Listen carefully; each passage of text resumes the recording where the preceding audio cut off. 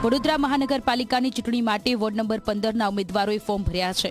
પૂર્વ ધારાસભ્ય મધુ શ્રીવાસ્તવની પુત્રી નીલમ શ્રીવાસ્તવે ફોર્મ ભર્યું છે. આ સાથે ભાજપમાં કોર્પોરેટર રહી ચૂકેલા આશિષ જોશી, પારુલ પટેલ અને રાજેન્દ્ર બારોટે કોંગ્રેસમાંથી ફોર્મ ભર્યું છે. રેલી સ્વરૂપે શક્તિ પ્રદર્શન કરી આજે ફોર્મ ભરવામાં આવ્યું.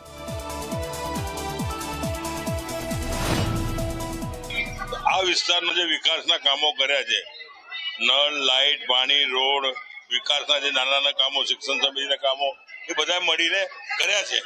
આ તરણેતરની શક્તિ મળીને એટલે કહું છું કે 15 નંબરમાં કોંગ્રેસની પેનલ આવે છે, આવશે ને આવશે. અને જે પ્રજાના પ્રશ્નો છે એ પ્રજાના પ્રશ્નોનો ઉકેલ લાવવાનો કોશિશ કરીશું. પ્રશ્નો તો પૂર્વ વિસ્તારમાં પાણીનો છે જ, પાણી ભરાવાનો અને પાણી નહીં મળવાનું. તો સૌપ્રથમ તો એનો અમે ઉકેલ લાવીશું.